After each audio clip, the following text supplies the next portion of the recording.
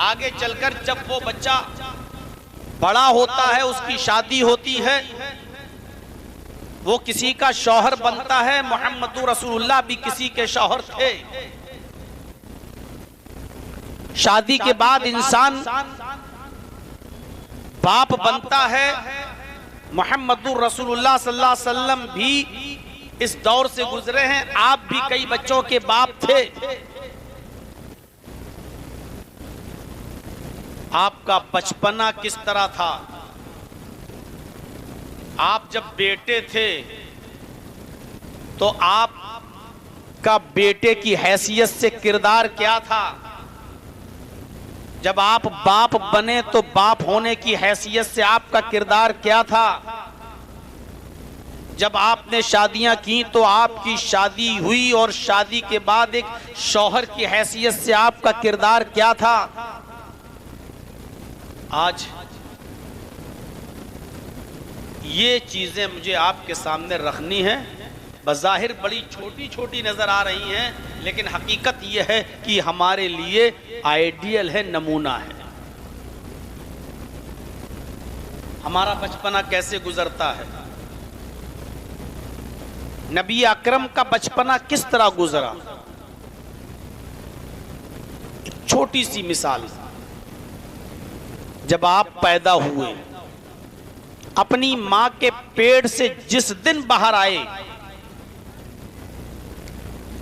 आपकी जिस दिन पैदाइश हुई उसी दिन कैसरो किसरा के ऐवानों में जलने वाले चिराग बुझ गए। दिल्ली के इंडिया गेट पर आप चले जाइए तो आपको इंडिया गेट पर मशाल जलती हुई मिलेगी।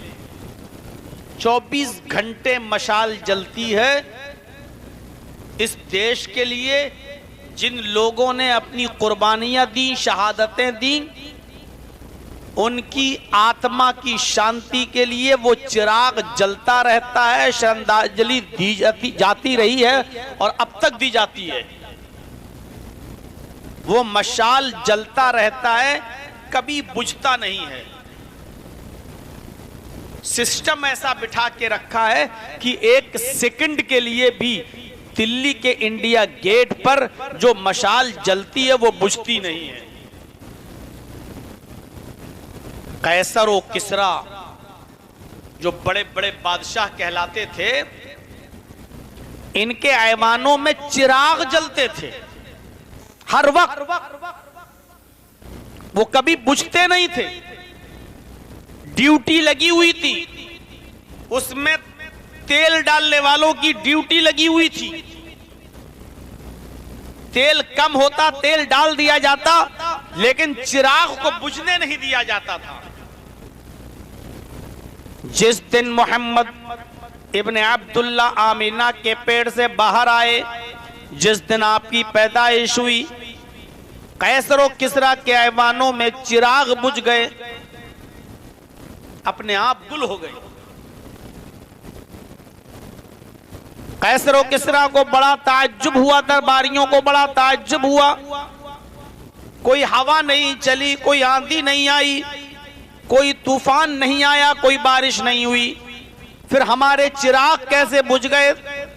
तेल डालने वाला चिरागों में बार बार तेल भी डालता है, लेकिन चिराग ऑटोमेटिकली बुझ जाते हैं। कोई तो बात है। उसने काहिनों की, नुजूमियों की मीटिंग बुलाई। हमारे यहां जिनको ज्योतिषी कहा जाता है, जो फ्यूचर देखता है, हस्त रेखा देखता है, हाथ की रेखाएं देखकर भविष्य बताता है, ऐसे ही ज्योतिषियों को उसने बुलाया, काहिनों को बुलाया, नुजूमियों को बुलाया।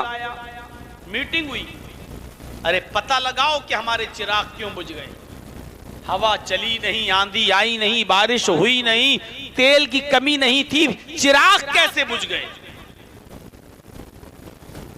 इन नुजूमियों ने, काहिनों ने मीटिंग की, ज्योतिषियों ने मीटिंग की, और मीटिंग करने के बाद एक बड़े ज्योतिषी ने, एक बड़े काहिन ने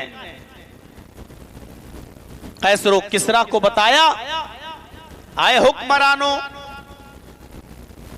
आए बादशाहों, तुम्हारा चिराग इसलिए बुझ गया है कि हमारा इल्म ये कहता है, हमारा ज्ञान ये कहता है, हमारी विद्या ये कहती है कि आज इस दुनिया में कोई ऐसी हस्ती पैदा हो चुकी है, कोई ऐसा शख्स इस दुनिया में पैदा हुआ है, कोई ऐसी हस्ती इस दुनिया में नमूदार हुई है। आज किसी माँ ने ऐसा बेटा पैदा किया है, अपने साथ वो आसमान की एक रोशनी लेकर आई है, आकाशीय प्रकाश लेकर आई है, आसमानी नूर लेकर आई है। अपने साथ जो रोशनी लेकर आई है, उस रोशनी के होते हुए अब किसी और रोशनी की जरूरत नहीं है।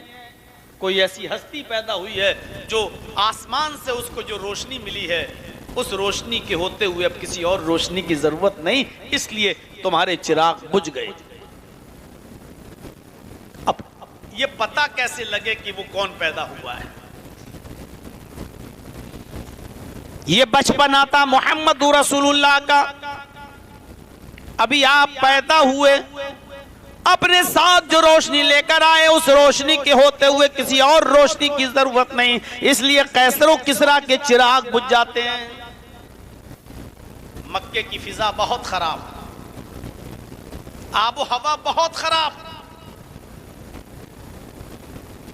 मक्के की औरतें, जो बच्चे उनके घरों में पैदा होते, उन बच्चों को दूसरी औरतों के हवाले कर देते, जाओ अपने गांव में हमारे बच्चों को ले जाओ,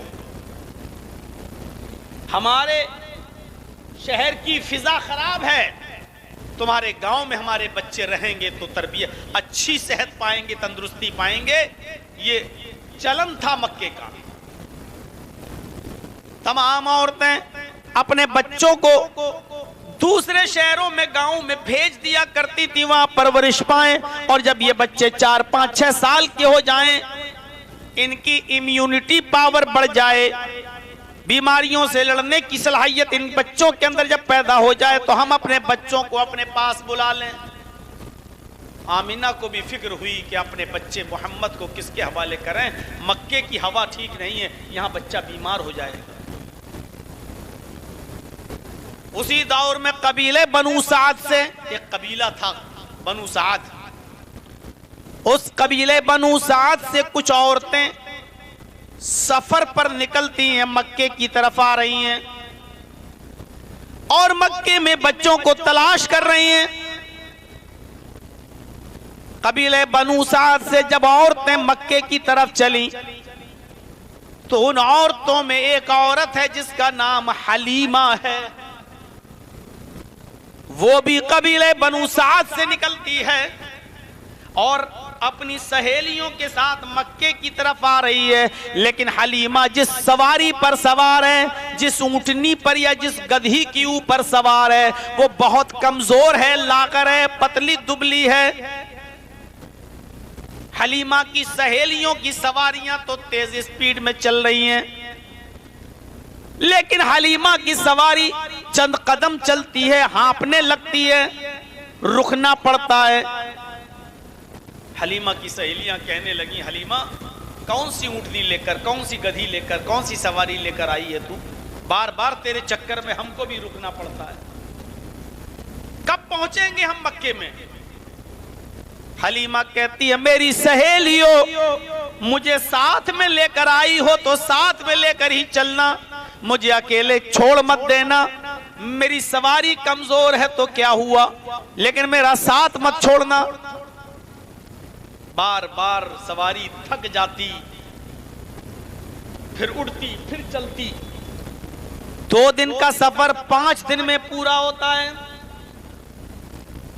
कबीले बनु साद से ये औरतें जब चली तो मक्के के अंदर पहुंच जाती हैं। अब सहेलियों ने कहा, जाओ मक्के में सब औरतें अपने किस्मत के बच्चे तलाश करें, जिसका बच्चा मिल जाए। सारी औरतें बच्चे तलाश करने लगी।